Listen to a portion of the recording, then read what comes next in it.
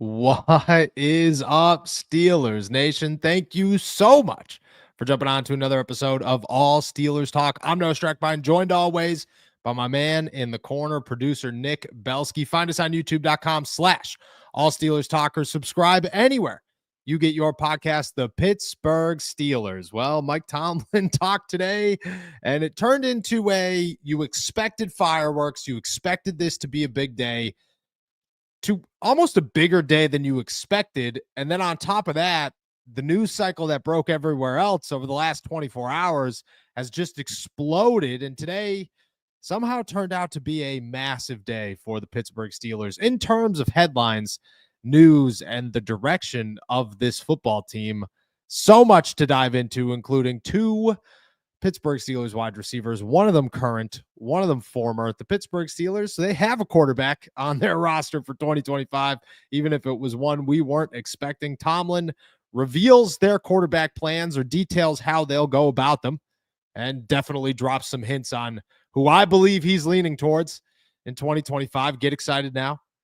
And he sent a message to you guys that I think is one that tells a story, and we'll dive into it. Plus, it's Tuesday. Overreaction Tuesday, first one of the offseason. I'm excited for it. Nick, it's snowing here in Pittsburgh, dude. And I'm not going to lie, I'm getting kind of fed up with the snow. Like, the holiday was fun. It was cool. It was great. Like, football season's over. Let's stop snowing so that you could go enjoy things and do things. It just feels like it hasn't stopped snowing in a week. That being said, as much that's happened today, it's a great day. How you feeling, my friend? Yeah, it's time for spring training in baseball. So the snow needs to melt and it needs to start getting warmer. Not only that, it needs to start staying out or staying light out later. Yes. So you know what? I'm in total agreement with you. I think winter's had its day. It's time to move on to spring, and I'm excited for that. But no, I'm feeling much better. Obviously been dealing with the flu for the majority of the past week, but actually feels like I have a brain today. So excited because we have a lot to get into, like you mentioned, including what is going to be a very, very interesting Overreaction Tuesday that I'm very excited for. I'm actually very excited. I did not. That's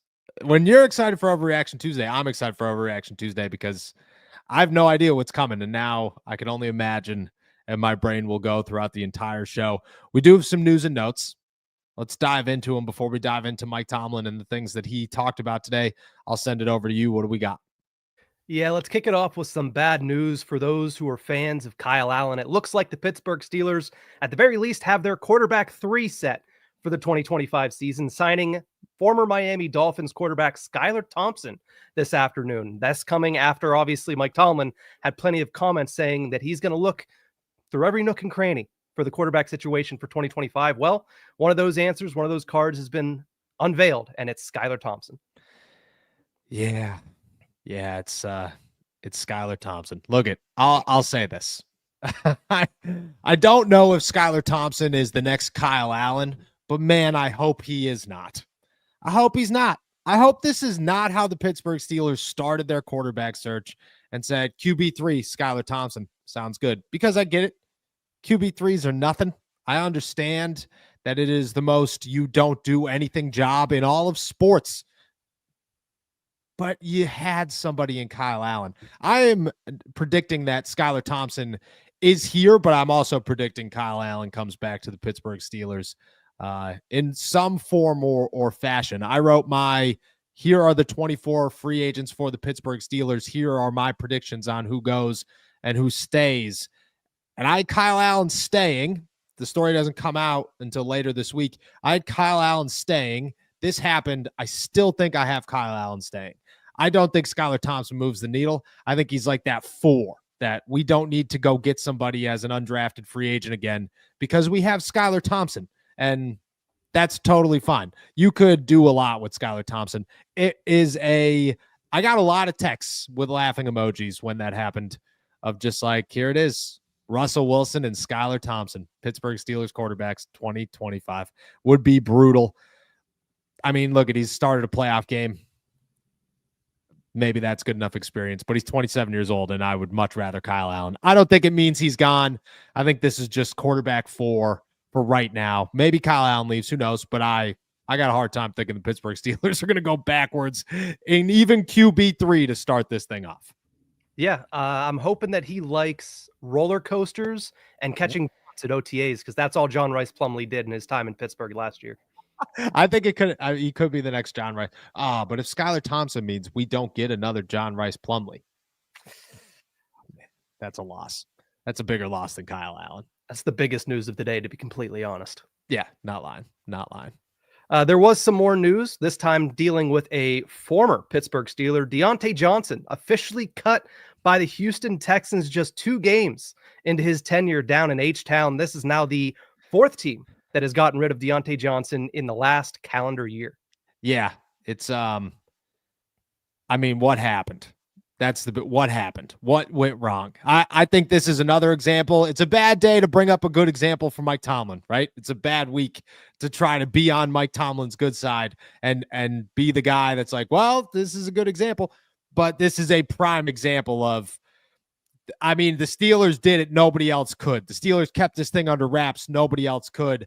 Mike Tomlin's got a gift in that area. I get it. You could be as mad at him as you want right now. You could want him gone with everything in you. I get it. I think it's a lot of it is justified.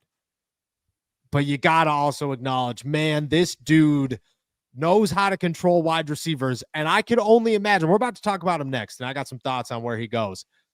I could only imagine what George Pickens becomes if he does leave the Pittsburgh Steelers. Like I could, if this is what Diontae Johnson turns into, and I defended Diontae when he was in Pittsburgh. I was wrong. Freezing cold takes. Man, I mean, you could only be so good and yet so frustrating at the same time. I don't know what happened, but another example. Yeah. This is hilarious because he got cut from the Baltimore Ravens for refusing to play. And now the reports, according to Adam Schefter of ESPN, are he was upset with his playing time once again. So yes. It just seems like this guy doesn't like starting over, but this is a league in which once you run out of favor with the team that you're with, like he did with the Steelers, who he was with from 2019, you have to be able to start over. And that's just something that hasn't sat well with Diontae ever since he left Pittsburgh last summer. No, and I don't know if it's going. You got to hope it does. You got to hope that the summer and that Diontae signing somewhere and being able to become part of the game plan early and often fixes this, because I like Diontae, but not looking good, man. Not looking good. Let's finish off this news and notes segment with something that is actually happening to a current day Steeler. According to The Athletic's Mike DeFabo, George Pickens showed up late to the team's Week 17 game against the Kansas City Chiefs on Christmas Day. Quote, when he was finally healthy, how did he respond? By showing up late for Christmas Day against the Kansas City Chiefs. What are your thoughts on George Pickens reportedly being a little bit late because maybe, I don't know, he was opening up presents and lost track of time? That could be the case. That could be the case. I'm not going to act like I didn't want to be late for the Christmas game either. Yeah. But, man, did you see Mike Tomlin's reaction to this? I did, and it was I've never seen him stunned. I've never seen Mike Tomlin shook from a question until today. It was like he was not expecting it at all. I don't think somebody didn't prep him somewhere, and he was that was a couple days ago. Mike, if he showed up late. This isn't a guessing game when 52 guys were on time and 53 was not. You are aware of that because there's 18 games in a season. I bet you nobody showed up late for any of them except for that one time. I would guarantee you. I heard rumbles of this on Christmas, and I'll say this. It's just another example of when this happens, when the trade rumors heat up and when this becomes like a real thing, because you got to feel as if it is a real thing. And there's support behind it. There are reasons. This is not the Steelers bailing on another wide receiver. It's the Steelers saying we have to make change. Like we have to make massive change. And I mean, you got to do it now. You got to strike while the skillet's hot, because if you wait, the more issues that hit the surface, the less his value is. And the Steelers can't take that risk. Like you gotta make a move. If you're thinking about making a move, you make a move and you go and you figure out the rest of it afterwards, but you make a move. That's what you have to do with George Pickens. This is not a good look. It's just another look on top of a bunch of bad looks that was the 2025 season. And even Mike Tomlin acknowledged, like, there is still a long way to go. And it's like, yeah, there is. He's about to enter year 4 in the NFL. Like, at some point, in this point in a career, if he was a bad football player, you would say there isn't enough development left. It's got to be the same with his maturity level. At some point, you just got to say, it ain't going to happen, pal. This is what you get. Either accept it or you don't. I don't think the Pittsburgh Steelers are going to accept it. Yeah, especially entering an offseason where you're probably going to have to pay him. George Pickens is not going to go play on a contract year, the last year of his rookie deal. He's not. No. He's going to want a contract extension. And I know that it was asked today, and Tomlin said, listen, we're 2 days into this. I haven't even thought about individual player contracts or situations like that, but that is going to be one of, if not the, no, you know what? I'm not going to say the, because the quarterback position is still a thing, but one of the biggest storylines that we're going to need to uncover this offseason is what do they decide to do with George Pickens? Because you are 3 years into this, and it's not like it's gotten better.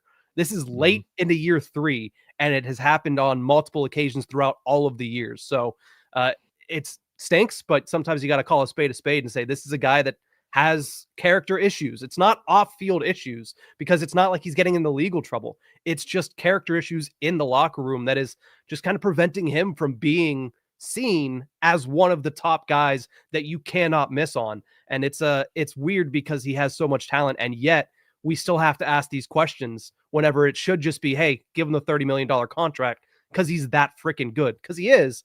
But the off-field stuff, the fact that you're even asking a question is just a bad road to go down at this stage.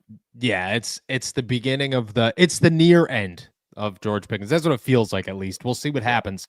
But it feels like George Pickens is on his way out, and the Steelers will go about it and replacing him in a number of ways, and we'll dive into that when the time comes. But man, dude, once again, here we are. Let's talk Mike Tomlin. That was the big news of the day.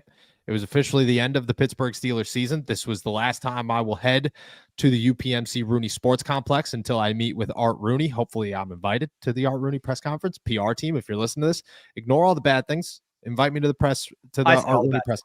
It was Nick. I said all the bad things. It was Nick who said all the bad things. It will be the last time I'm there until the spring, and there was plenty to come from Mike Tomlin. A ton. And I expect Mike Tomlin doesn't talk ever. He never really opens up. He never gives you anything. The final press conference of the year, Mike Tomlin gives you stuff. He acknowledges his faults. He's not hiding anything anymore. He's being a little bit more transparent. He has to. I think he owes it to the fan base, and I think he acknowledges that he has to owe it to the fan base. He doesn't care about us.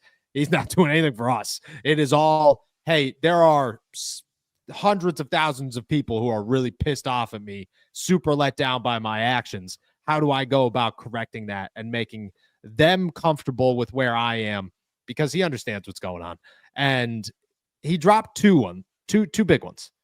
The first one is the quarterback, which he assessed his plan. He went over exactly how the Steelers plan to go about things and negotiations and where they currently stand and where he thinks they might end up. And then we're going to dive into, well, who I think is coming back for the Pittsburgh Steelers. Obviously, we don't have a quarterback under contract, and so we got some major discussions there. It was a really good experience with the 3 quarterbacks that were on our roster this year, individually and collectively. We certainly are open to considering those guys, but there's a lot of work ahead of us. And the major work, obviously, starts first and foremost with just understanding what our options are, what the field looks like in terms of free agency, what the draft pool looks like, and then beginning the process in terms of decision-making based on, known variables. And so, Omar and I have got a half a day carved out here this week just to begin that component of the discussion. Mike, what have you seen from Russ and or Justin that makes you think they can take you to the next step or where you need to get to? Just their professionalism approach to business, their relationship with the game was an encouragement in that regard, certainly. So Mike lays out the plans. Hey, this is how we're going to go about things. This is where we're starting. This is where we're finishing.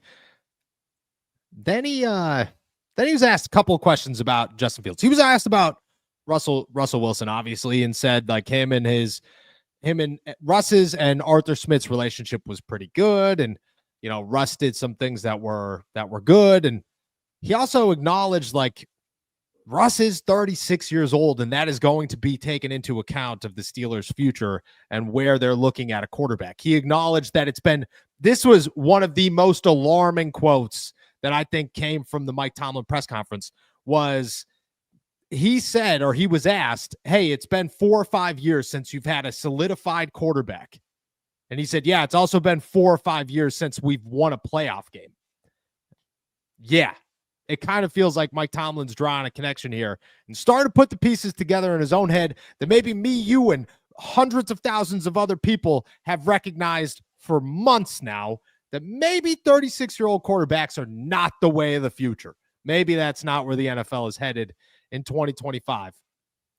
But then he was asked this: if for whatever reason Russell Wilson should move on, be it your choice or his, did Justin Fields show you enough that you think you could consider him a starter for you guys and enter next year in pole position that Russ did this year? The answer, certainly. Then he's asked this: and what more steps would Fields need to take then to perhaps be a 17-game starter for you? His response, I think he took them. I don't know about you, dude, but I was sitting there and I went, yep, Justin Fields is the starter of the Pittsburgh Steelers in 2025. That is what I took away from Mike Tomlin, was that he likes Justin Fields. Arthur Smith loves Justin Fields. He doesn't really care about the rest of the players, because think about the ones that are coming back. None of them. I'm sure Calvin Austin likes everybody. He's the nicest guy in the whole world. Roman Wilson doesn't even know any of these dudes yet. Russell Wilson probably doesn't even know his name. And Pat Freiermuth can get along with a rabid dog. I'm telling you that right now. George Pickens might not be here. None of the rest of the receivers will be here. Ben Skoranek will probably be back, but let's be real. That opinion doesn't really matter on offense. Najee Harris isn't going to be around, so Jaylen Warren will be here. And what works better with a speedy running back? Speedy quarterback. Mike Tomlin acknowledged for the 4 billionth time that quarterback mobility is very important. And he said that the team has building blocks, and you got to think that the offensive line is one of those building blocks. So the way I sit right now, leaving that press conference, is the most confident. I was not confident the whole time. I wrote the prediction piece. Russell Wilson was staying. Justin Fields was going. You asked me right up until this morning who the Pittsburgh Steelers quarterback would be in 2025. I tell you, I'm not 100%, but if I had to guess, it's Russell Wilson. Leaving there, handing my badge in for the last time this season, I was pretty convinced Justin Fields was going to be the Pittsburgh Steelers quarterback in 2025, and that I don't know where Russ is. Maybe he's back, but it kind of feels like Justin's the guy that they have in mind, because they're acknowledging a couple of things here. It's not just Justin's the better quarterback. It's we need to take things differently. We need to have an approach for the future and right now. And what we've been doing, all the Band-Aids we've been putting places, are not working. They're not holding up. It's time to find a real solution to all of our problems, most importantly, quarterback. And, I mean, it seemed pretty clear to me. Your thoughts when you heard that? Were you the opposite, as in? I don't know. I'm curious to hear what you got to say. Yeah, I listened to that press conference, and my immediate reaction was, man, he really did just make his bed with Russ and lie in it and say, it doesn't matter how bad it gets. Russ, I promised Russ this season, he's getting this season. And Yep. that's what it sounded like to me. It sounded like he looked at Justin Fields as a starting viable option, but he had promised Russell Wilson the opportunity to take the Steelers to a Super Bowl. So he gave that to Russ, which the lack of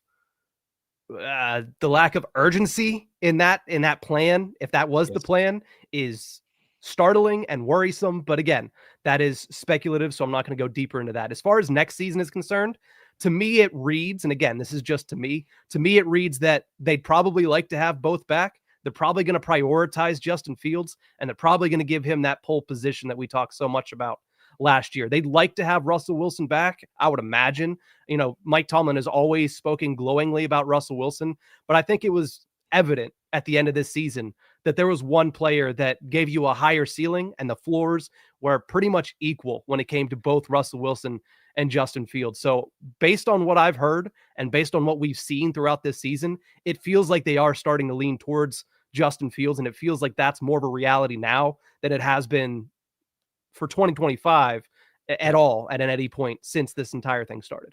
Yeah, yes, I agree with you 100%. And I think the problem that comes with the way the Pittsburgh Steelers want to approach things is that it would be great to have Justin Fields back and then Russell Wilson as the backup quarterback. I mean, that would be phenomenal. Can you get better than a backup quarterback than Russell Wilson? Probably not. You know, if your other option is Skylar Thompson, you've clearly upgraded. But I don't know if Russ wants to come back as backup quarterback. And I don't think Russ wants to come back as a guy that wants to compete, because he didn't come to Pittsburgh as a guy that was going to compete. He didn't. They knew, Kenny Pickett left because the pole position wasn't a real thing. You know, he's been through this one more time where Mitch Trubisky, him and Mason Rudolph were going to compete. And he knew from the moment he walked in. What are you talking about? Mike's just talking out his ass. Mitch was the starter the second that he signed. That he's been through this. He knows that this is how the Steelers operate.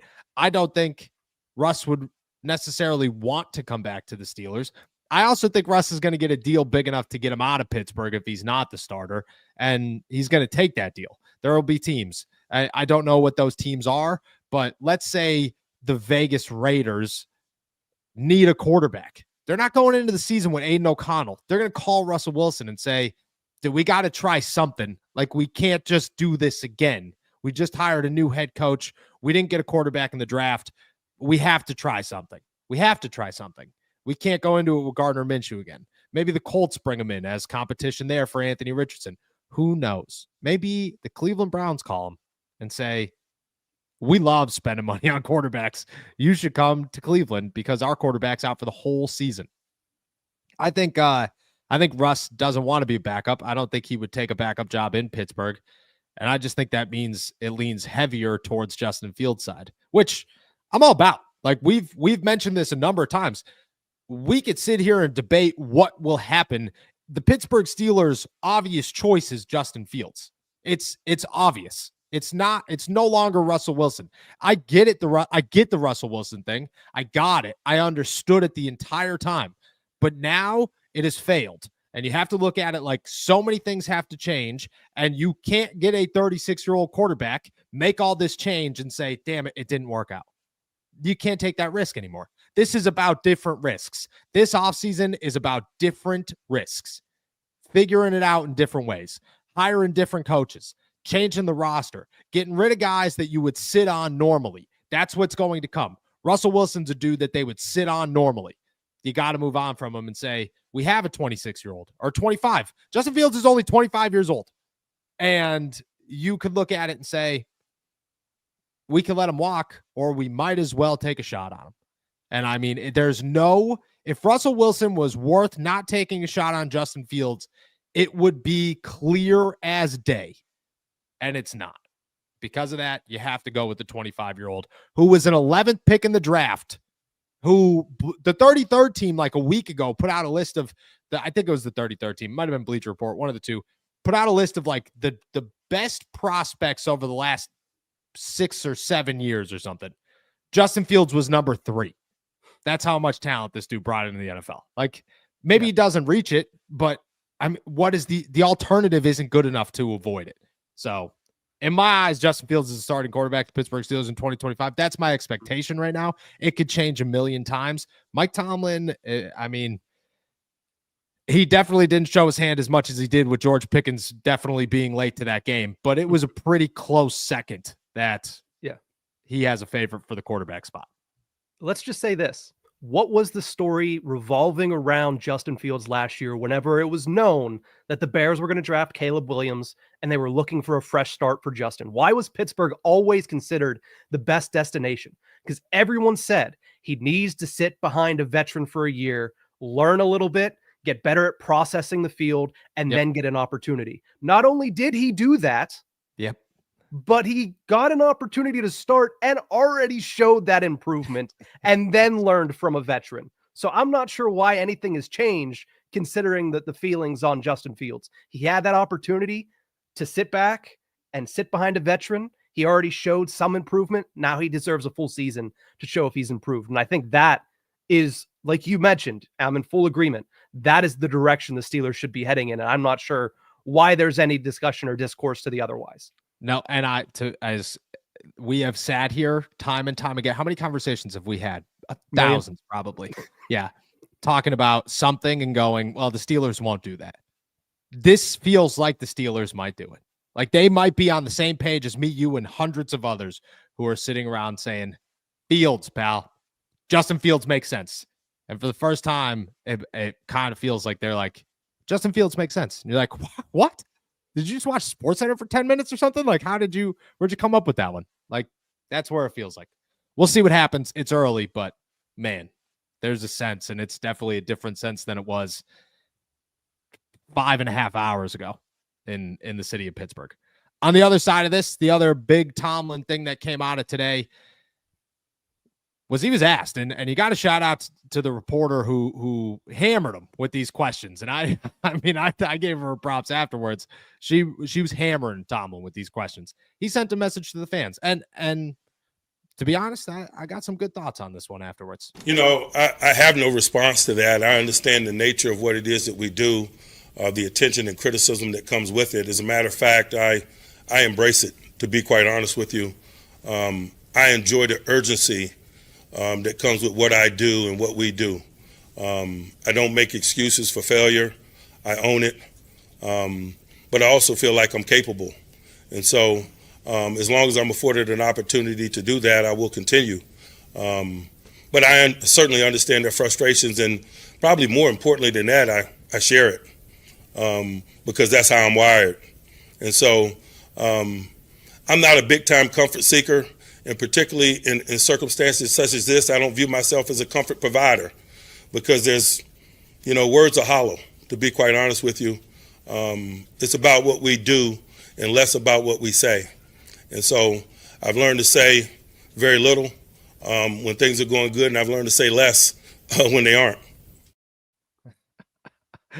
I'll say this. Tomlin went on a long rant at the beginning of his press conference, and if you didn't get to catch it, you should go check it out. And during which he acknowledged a number of times that the Steelers were not good enough, that's on him, that this one was real. And it kind of feels like Mike Tomlin knows that his team sucked at the end of this season. And it kind of feels like the players knew that they sucked at the end of the season, that the Pittsburgh Steelers all around just sucked the last 5 years or the last 5 weeks of the season. And nobody really knows why. Nobody could really sit here and say, that's the reason. You could probably pinpoint a billion of them. But I feel it's important that they actually acknowledge that they suck and that they did suck to end the season, because they were a damn good football team for 13 weeks. They were a really good football team for 13 weeks of the season. And then the final 5, they were as bad as you could get in the NFL. They were atrocious. I think it starts you in a place where you need to be. This is the first offseason. Last offseason felt like change needed to happen, but it felt like change needed to happen because people were getting hurt. And the Steelers recognized that their holes were big, and if they didn't fill them, they weren't going to be a contender. It felt like, hey, we're done with the Band-Aids. Russell Wilson wasn't a Band-Aid. Let's not, like, you're not going to sign a Super Bowl winning quarterback and say that's a Band-Aid. That's like if you went out and got Aaron Rodgers. That's not a Band-Aid. That's Aaron Rodgers. It's Russell Wilson. That's who you went out and got. I think this is the year that they kind of look at it and they say, we might just scratch it all, which doesn't mean trading everybody. It doesn't mean cutting everybody. It just means any place that they can, they will get rid of. They will just say, this needs to be new. This needs to be new. This needs to be new. And they will essentially start over, and they will do it without Band-Aids. They will do it in ways of, hey, we have to do, this has to be built. Rome wasn't built in a day. We're trying to keep it standing. Well, the foundation has fallen out. Let's go get the foundation. It kind of feels like that's the sentiment for the Pittsburgh Steelers right now, is that they are fully acknowledging that this is them. This is not the NFL. This is not we've struggled in the dance. This is not we fought hard. None of those things are true. The Steelers did not fight hard. They did not look good. They were a laughing stock of the NFL by the end of this. And it falls on the weight of Mike Tomlin and 53 guys in that locker room, every single one of them. And this kind of feels like an offseason. Last season felt like a different offseason. And it was like the Steelers got much better. They finished much worse, but they got much better during last offseason. This offseason feels like the start of it, at least, is we either have to suck or we got to figure this out. Like this is it. Like there's no more time to waste. It kind of feels like, to be honest, I wouldn't be surprised if Mike Tomlin understands that he is one first-round exit away from being the most losing coach, tied for the most first-round exits in the playoffs in NFL history. Feels like somebody somewhere along the way told him that. Feels like Art Rooney's well aware that, Mike, you got to win a damn playoff game because the Steelers are not a contender, and this is pathetic. And it kind of feels like this is an offseason to change. I just feel like Mike Tomlin actually took this one on the chin. He doesn't do that very often. You know, he swerves a lot of things, comes up with his stuff. But this one kind of felt like Mike Tomlin took it out the chin, and he was like, there was an emotion in Mike Tomlin talking today, and you could kind of feel it.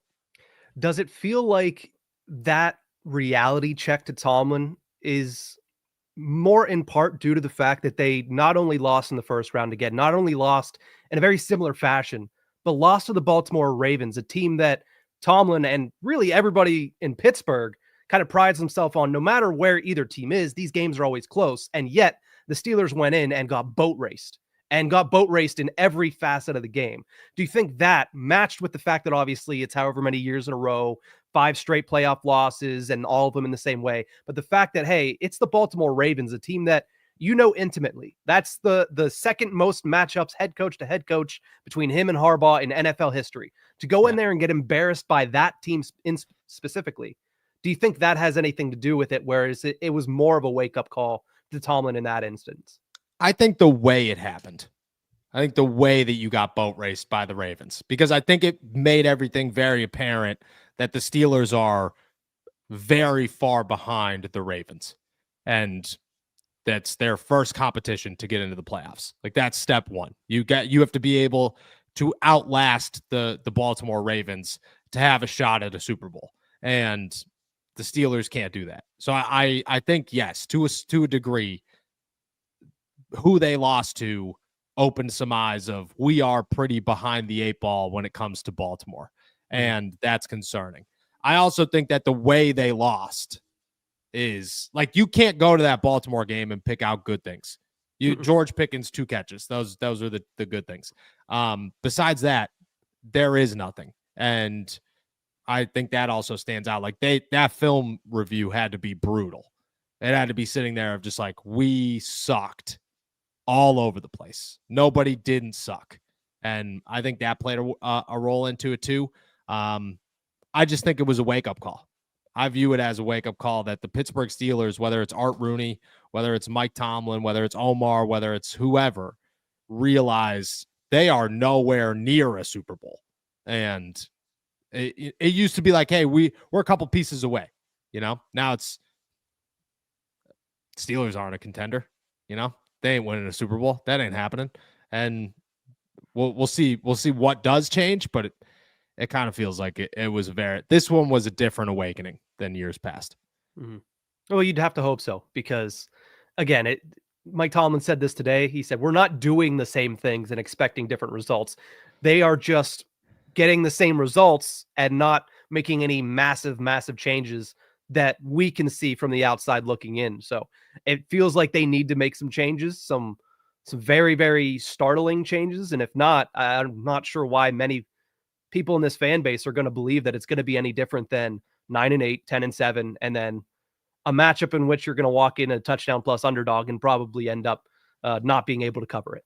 I have been told that inside the Pittsburgh Steelers building, they no longer want to talk about winning seasons. That that Good. those in the front office are kind of at the point where they are also tired of winning seasons and nothing else. So Good, because I don't think Yeah. there's anybody in this fan base that is hanging their hat on that anymore. In fact, I No, think it's there's more over. people in this fan base that are ready to just strangle any national media member that wants to bring that up because it means absolutely nothing anymore. It's almost as if they win 8 and 9 and then won a playoff game, it would be the best season you could ask for. It's like, there it is. You know what I mean? Snapped it all. It's over with. If they won a Super Bowl that year, you're going, there it is. We never have to worry about any of this again. It's all over. It's all over. We start fresh. Yep. Yeah. That's what it feels like. Unfortunately, they don't play in the NFC South. So No. Baltimore ain't going 7 and whatever. That ain't happening. That ain't happening. All right.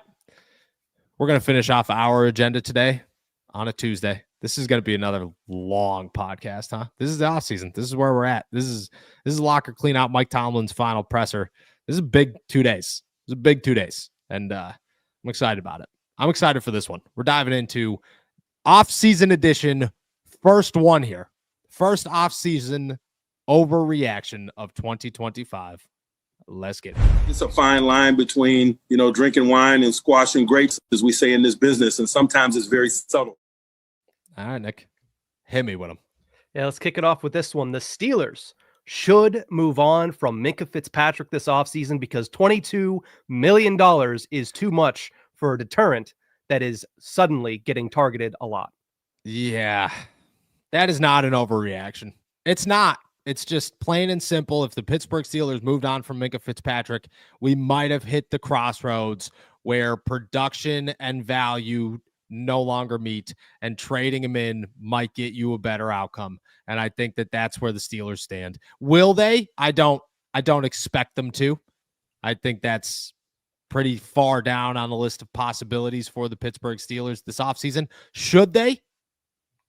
There's an argument to be made. I'm not going to say that's an overreaction at all. Minkah Fitzpatrick's got to go, and you get a first-round pick from Minkah Fitzpatrick, you make that deal. You don't even think about it.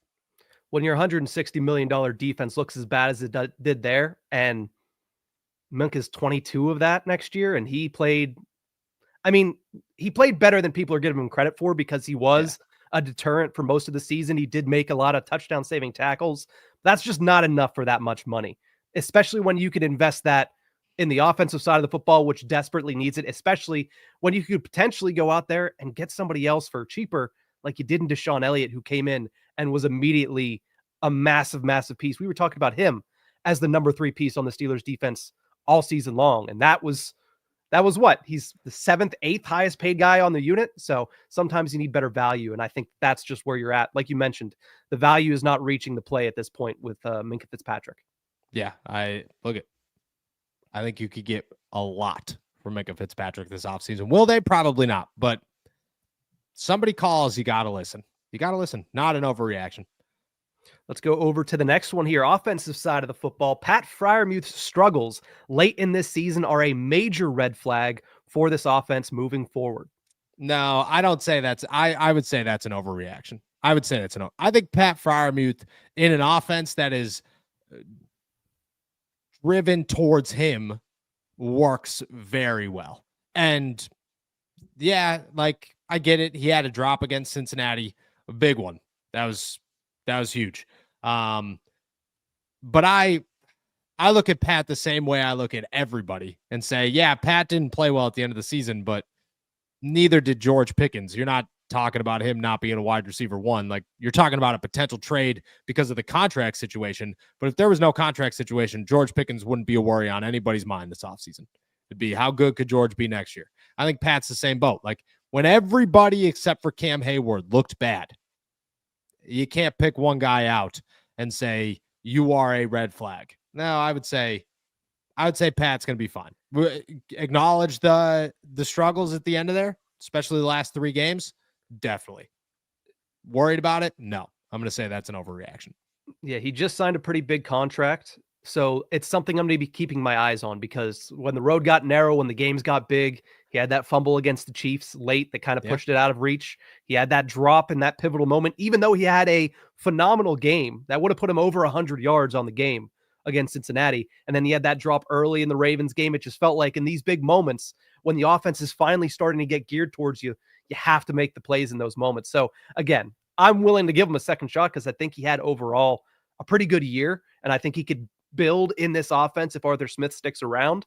But it is something that I'm filing away in the back of my mind of, hey, whenever things start to get pivotal next year, let's see what happens with Pat Freiermuth, because they're paying him a lot of money. He needs to be able to be clutch, especially in a position that has been very pivotal to good football teams in this league.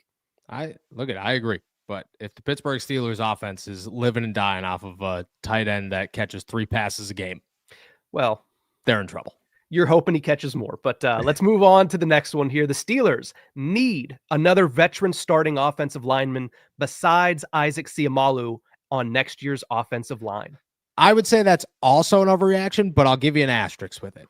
I think the Steelers need a different veteran offensive lineman that isn't Isaac Seumalo. I think Isaac Seumalo is fine, but I could see an argument to be made that if the Pittsburgh Steelers said we're re-signing James Daniels and to a 1-year prove-it deal, we're getting rid of Isaac Seumalo and we're going to move Mason to the left side. Okay, why not? Why wouldn't you test that out? I think if the Steelers want to do this correctly, they try to go out and get a younger guard to replace Isaac and build their offensive line from there.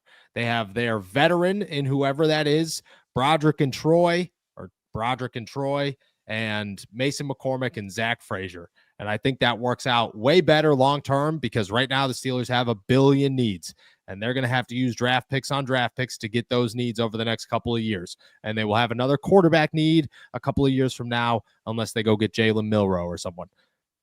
You can't be wasting draft picks high on guards, 2 years from now. Go and then hoping that they work out immediately. Not going to happen. I think changing the veteran is a possibility. Adding another one, I don't think is the move for the Pittsburgh Steelers. I would say that's an overreaction. What would you think about the return of Nate Herbig as potentially that other veteran, though? I wouldn't be upset about it, but I don't think it raises, like, Nate Herbig's not going to start over Isaac, and I like Spencer. Like, I would bring back Nate. I think that's fine. If I had to guess, they're going to bring back Ryan McCullum, and him and Spencer Anderson are going to be the swing guys. But if you want to bring back Nate too and make him the swing guy, him and Spencer could compete for that roster spot on game days and the other one's inactive, fine. If that's what you want to do. If you want to make Spencer a swing tackle, fine. That's great. I like that. But I think you need a starter quality guard to replace Isaac if you're going to go in that direction. All righty. I have one more, then we got a bunch of listener overreactions. My last one, TJ Watt can no longer make a major impact by staying stationary on the left side. That one's true. That is not an overreaction. I think TJ Watt can make a massive impact, but I also think that, like, you can't make a massive impact if 2-3 guys are blocking you on every single play. He acknowledged that. The good news here is that TJ will be moving around next year. TJ will have an impact. TJ will find ways to make this happen. TJ Watt, this is the thing. TJ Watt is not one of the greatest defensive players of his generation just to fall off a cliff at 30 years old and suck. Like, no, that's not how it is. And TJ Watt had 11.5 sacks this year. And it was a bad year for TJ Watt. That's a huge year for most players. I mean, that's Alex Highsmith's second greatest year in the NFL. You have to take that into account. I just don't think TJ is going to disappear. I think he's going to be just fine, but I agree with you. He's got to move around, and I expect him to move around a lot in 2025. That is not an overreaction. All right, let's jump to some listener overreactions. Steel749 says this team will never win another playoff game under Mike Tomlin. Oh, that might be an overreaction. It might be, because just as worrisome as Mike Tomlin is, and I get it, just as worrisome as Mike Tomlin is, his roster also sucked in a lot of ways. Like, that offense was bad, really bad by the end of it. The defense struggled, and there were clear holes there. When was the last time Mike Tomlin had a Super Bowl roster? That's a question to ask. I'm not trying to take the blame away from him. It's just the overreaction and how we have to address it. I think it's an overreaction because of these things. Because, like, what happens if the Steelers get a Super Bowl caliber roster? Are they a Super Bowl team? Maybe. Do they win a playoff game? Maybe. I think that's a possibility. I think this year's roster and last year's roster were really bad. Like really, really bad. It's been a minute since the Pittsburgh Steelers have had a good roster, like a while. Even the 12-0 start in 2020. Like, where's Chase Claypool again? Where's Juju Smith-Schuster again? Like, what do you got going on there? Nothing. Almost nothing. I think that's where it gets a little confusing. All right, let's go to our buddy Carl Spackler, who says Art Rooney steps down as president and gives his son the reins before the 2026 draft. 2026? I mean, that's like not an over. I haven't heard anything, but that's not an overreact. Art Rooney's what? Got to be pushing 80 years old. He's got to be up there. Like, you got to think that at any year, Art Rooney could say, 72. That's way younger than I thought Art Rooney was. Way younger, actually. Shout out Art Rooney, man. That dude, I'm not trying to say that he looks old. He doesn't. I just, I didn't know. 72, I think he might have a couple more years in him, but you never. Art Rooney's the same age as Bill Belichick. How? A year younger, actually, than Bill Belichick. That's actually pretty nuts to think about. Like, I would say no. I would say that's probably an overreaction, but anything could happen. Anything could happen. And 72 years old, you just never know when you feel like calling it quits. Let's go over to Matthew Torres, who says next year's schedule is way more difficult than this year's based on the teams that we face, and Mike Tomlin will have his first losing season if things don't change this offseason, resulting in his firing. All right. Yep. That's an overreaction. It was good. You had me on the hinge there. You had me in the first half. You definitely had me in the first half. And then the second you said losing season, well, that doesn't happen in Pittsburgh. Okay. That doesn't happen. Do we care about it anymore? No, nobody cares about winning seasons, but it's also the easiest bet you could place at the beginning of the year. Like if you could log on to DraftKings every year and say 8.5 over everything in my account, and you're going to hit it. It's a guarantee. It's the easiest bet you make every single year. On top of that, Mike Tomlin ain't getting fired, pal. He ain't getting fired. I was called Sunday, and I talked to some people on Sunday just to kind of see where the Steelers organization was. And I was told a couple of times, and I even talked to people today, like Tomlin and Rooney have continued to meet, and there is a lot of confidence in Mike Tomlin in that building. Do I agree with it? I'm not saying that I do. I'm just saying this is an overreaction because Art Rooney met with Tomlin today and feels very okay, very confident in Mike Tomlin. And it just, it just doesn't feel like that's going to happen. So overreaction. All right, let's go to the Soul Poetic, who says the Steelers will take 2 Ohio State offensive players in this year's draft. Travion Henderson at running back and Will Howard at quarterback. Yeah. Again, had me in the first half. You had me in the first half. We were there. Overreaction. I don't think the Steelers want Will Howard. I also don't think the Steelers, unless it's Jalen Milroe, okay, because I think he has an opportunity to slide deep enough where you make a move for him. But if that's not the case, I don't think the Steelers touch a quarterback in this draft. I just don't. There's no need to. Why would that's what they're trying to avoid. That why would you go get another Kenny Pickett? You're not looking for Kenny Pickett. You're looking for, you're looking for Ben Roethlisberger. You're not going to find Ben Roethlisberger in the 4th round of a bad draft. So overreact. You had me in the first half. Overreaction. All right, let's jump into some of these live overreactions, starting with Josh, who says the Steelers O-line needs completely overhauled and trading for Patrick Queen was an absolute bust. They didn't trade for Patrick Queen. They signed him. But the Steelers O-line does not need a complete overhaul. They needed a complete overhaul a couple of years ago, and then they did it. That's why this is an overreaction. They've already done this. They did the overhaul. Now they have 2 first-round tackles, a 2nd-round center, and a 4th-round guard on top of a Super Bowl winning guard on the other side. They just need them to grow because they've been in the league a combined 2 years, and that's not enough time. These are offensive linemen. They take a minute to develop. And I think they did the overhaul. Now it's about, is the overhaul going to work? We won't know that until next season and maybe the season after that. But they did the overhaul. If you do another overhaul, you're just going to look like you look this season. It's going to look exactly the same. As for Patrick Queen, I don't know how I feel about that one. I feel like, yeah, there's potentially was a bust. Potentially it didn't work out well. But I also think at times he looked way better than what the Steelers had. And, you weren't going to go out there with Landon Roberts and Peyton Wilson and Mark Robinson and feel okay. So, like, yes and no. He's so cheap that it was like it's hard to say yes. But the first part of this overreaction. Josh has another one here, says overreaction. The Steelers don't have the coaching staff to develop Fields into a franchise elite quarterback. I would also say this is an overreaction. I feel like I have a lot of faith in Tom Arth. I like what I've heard about Tom Arth. I like what I've seen from Tom Arth. I just feel like he's got a really good reputation in the NFL.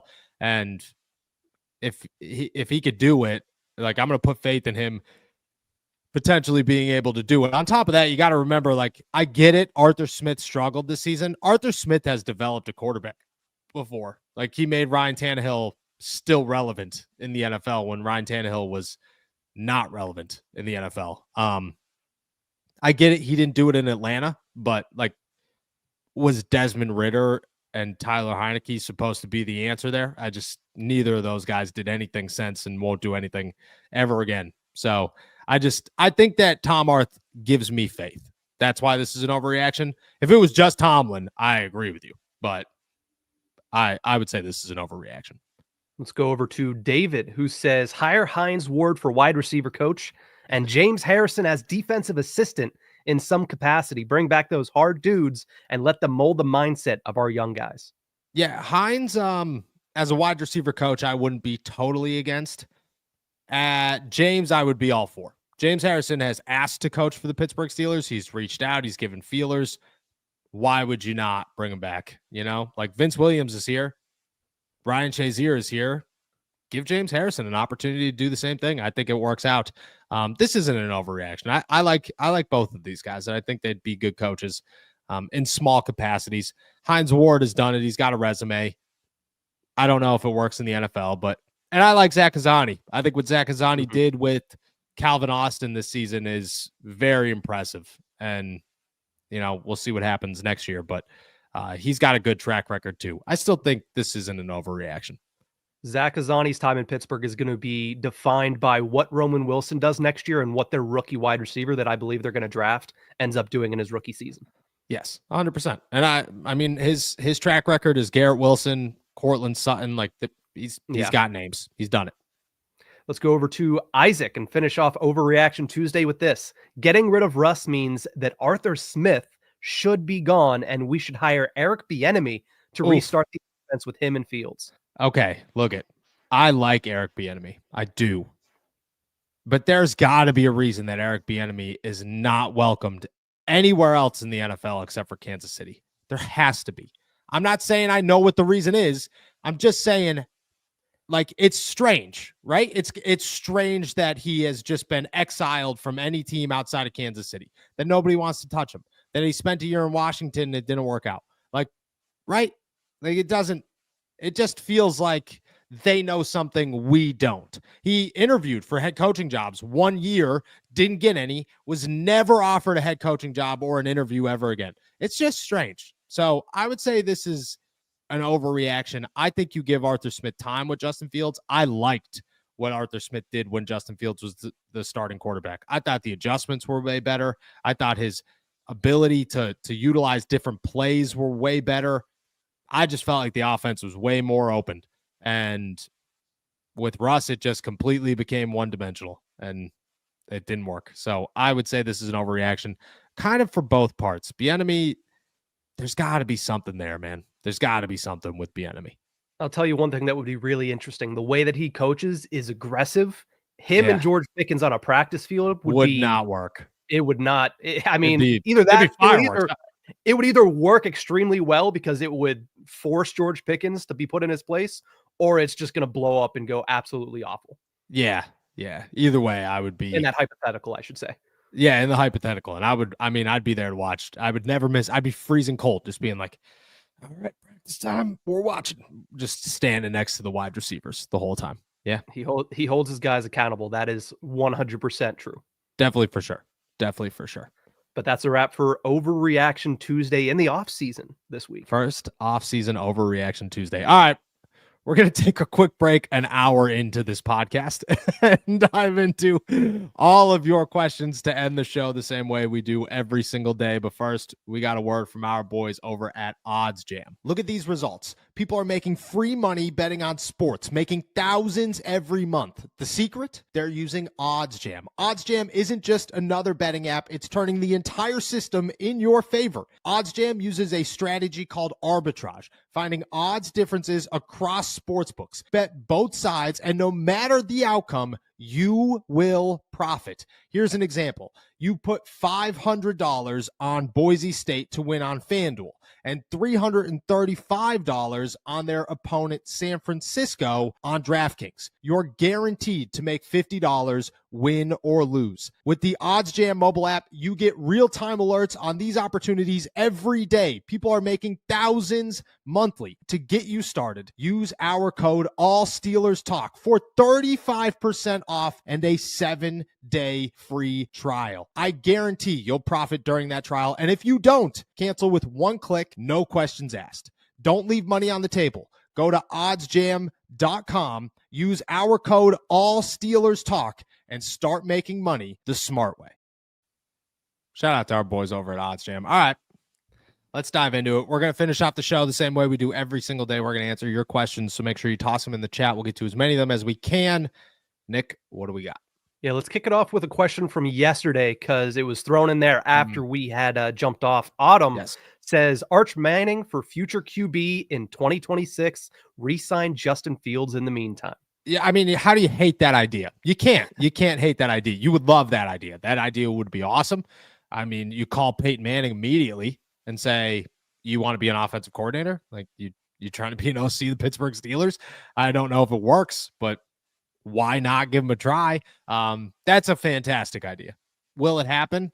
I mean, the Steelers would have to be so bad in 2025 to get the 2025 to get the first pick in the draft in 2026. But I mean, it'd be there. And that's the thing is there are a lot of, like, they'd have to get so lucky.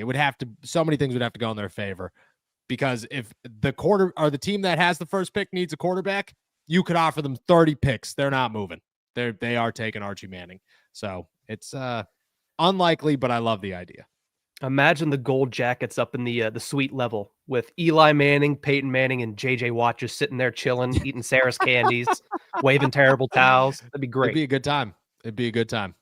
Let's go over to Miguel. Appreciate you as always. Miguel says, if Justin Fields is QB1, the Steelers need to go get Chris Olave, send GP to the Saints and see him cry there. Olave and Justin Fields were deadly in college. They were. I think Chris Olave is going to be on the market this season. I do. And I wouldn't be surprised if the Steelers made a phone call about him. I really wouldn't. I think it works. I'm all for Justin Fields as quarterback one. We all know that. I'm all for going to get a wide receiver. We all know that one. Chris Olave's name will be out there. He's also cheap, which I think works. He's on the final year of his rookie deal, I'm pretty sure. You'd have to extend him, but has he done anything to be worth $30 million a year? Probably not.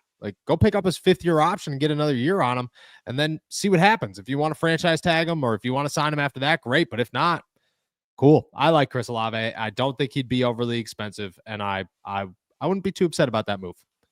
Let's go over to Jake Russell, who lays out a dream offseason here. Re-sign Justin Fields, trade for either DJ Moore or Chris Olave, second time we're bringing him up, using George Pickens and a fifth, who he would prefer to get a fourth for Holcomb, and restructure Minka, sign Javon Hargrave, draft Emeka Ibuka, Quinshawn Judkins, Kobe Bryant at defensive end to replace Cam. It's a lot there.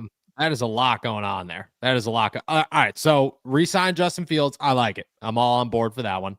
Trade for DJ Moore or Chris Olave. I like both of those two. I think I'd go Chris Olave. DJ Moore is a little bit expensive right now. And a little bit older. I would go Chris Olave, I believe, using GP in a fifth.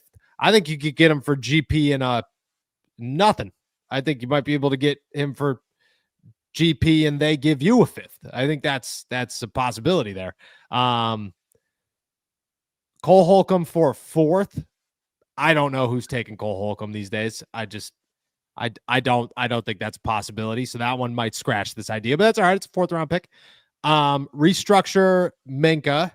I think that must be done. TJ as well. Well, you're going to extend TJ, so that would lower his cap hit. Go get Javon Hargrave. I love that idea.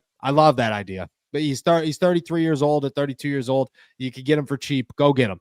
Bring him back to Pittsburgh. Say, finish where you started. Let's do this thing. I like that. Draft Emeka Ibuke. I dropped a mock draft today, and pick number 21 is Emeka, and pick number 2 is not Quinshawn Johnson, who is a running back, correct? Judkins, yeah. Judkins, excuse me. My running back was Caleb Johnson out of Iowa, who I think would fit very well at pick 51 for the Pittsburgh Steelers. Kobe Bryant would be an absolute stud in the 3rd round. I like that one.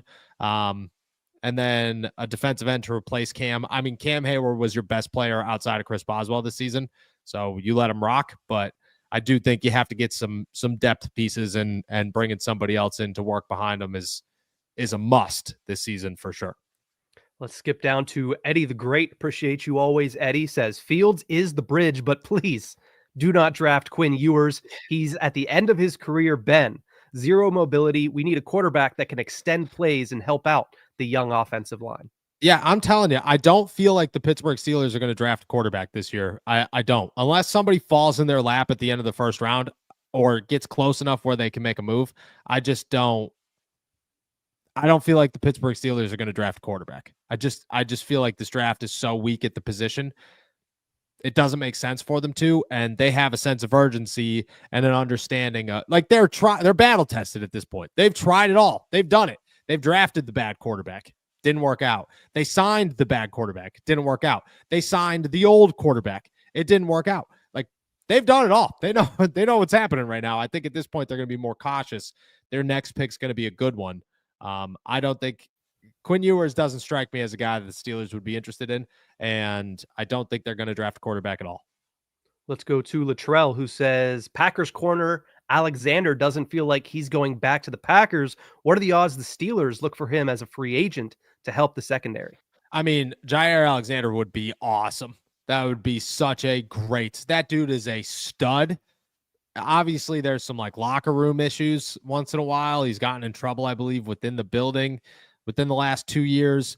But if he could stay clean and the Pittsburgh Steelers could feel confident that they could keep him under wraps, which we're learning day by day by day that they are better at that than anybody, and it just reinforces it constantly.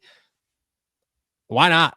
If he's the best option out there, why not go make a splash for Jair Alexander? I don't know what he's going to get paid. I have no idea what his market value is, but I mean, I'm totally for that one. Let's go to Alexander here, who says Pat Freiermuth made it seem like the Steelers should bring back Najee because he's a good friend in the locker room.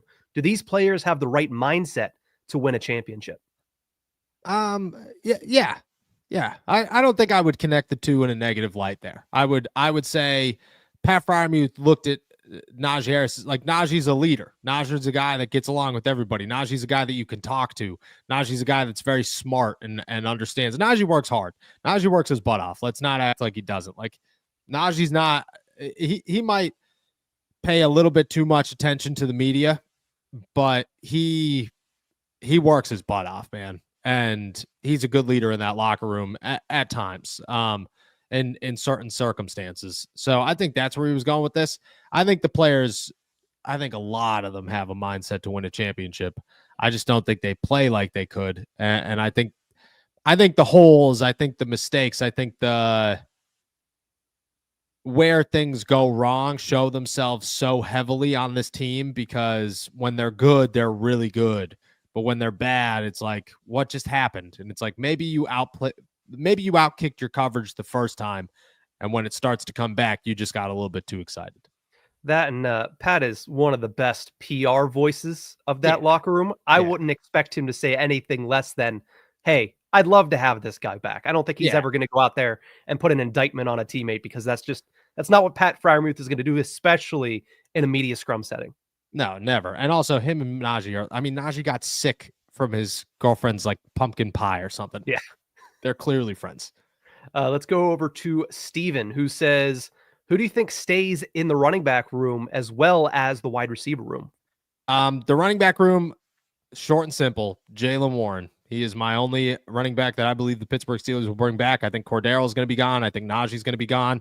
You go out and draft somebody, and maybe you sign like an older veteran that's, could be a running back 3, or maybe you go and draft somebody else, who knows. And then the wide receiver position is also very short and simple. Calvin Austin, Roman Wilson, Ben Skoranek. Those are my 3 wide receivers coming back in 2025. If I had to guess, this is just a guess, and I want to make it clear, I'm not pushing for this to happen. Like, I'm not pushing for the Pittsburgh Steelers to trade George Pickens. It's just what I believe will play itself out as during the offseason. I don't expect George to come back, and Mike Williams, I don't expect either of them either. Let's go over to Yinzer Joe, who says, what do you think about Higgins? I think we all know that. And Chris Godwin being available as well. I say get them and then draft a running back in the draft.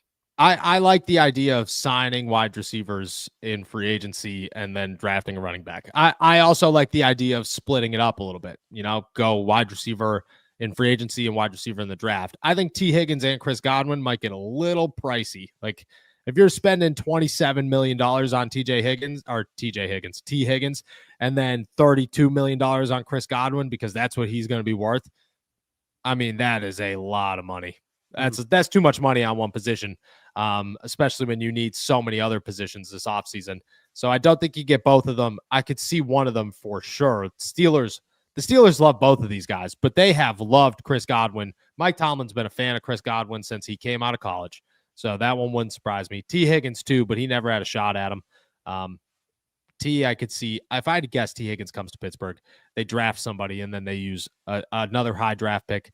I'm going Caleb Johnson in the second round today on a running back. Let's go to Cody Silva, who says, if you guys were top wide receivers in free agency, would you want to come to the Pittsburgh Steelers? How much are they paying me? And who's the starting quarterback? who's the starting quarterback? Yeah. I think those are 2 very important questions. Arthur Smith doesn't concern me. I honestly think it's a positive. In the fan base, I understand it, but I think in the NFL view, it's a positive. Zach Azani's probably a positive. Mike Tomlin's a massive positive. Devontae Adams was on the K Adams shows today saying I would 100% love to play for Mike Tomlin. Like, Mike Tomlin's always a positive. At the quarterback position's the big one.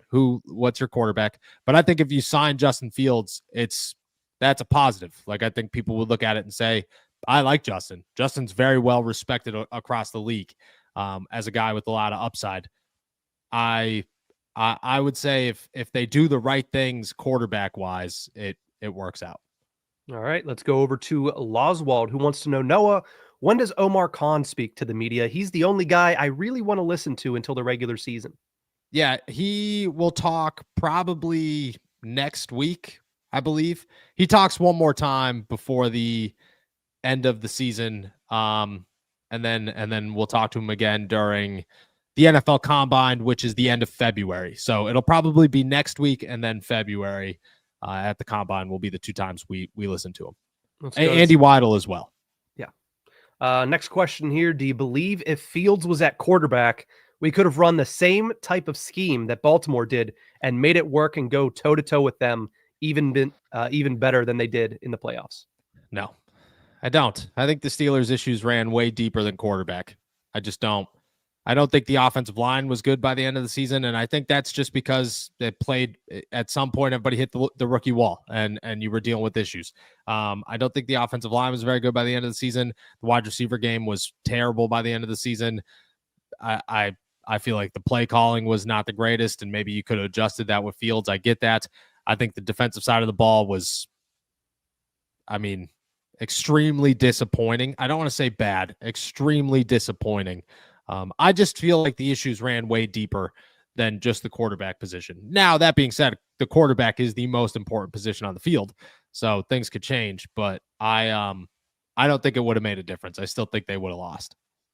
And let's finish it off with T-Bone, who says, if Tyler Warren from Penn State drops to 21, do you take another tight end?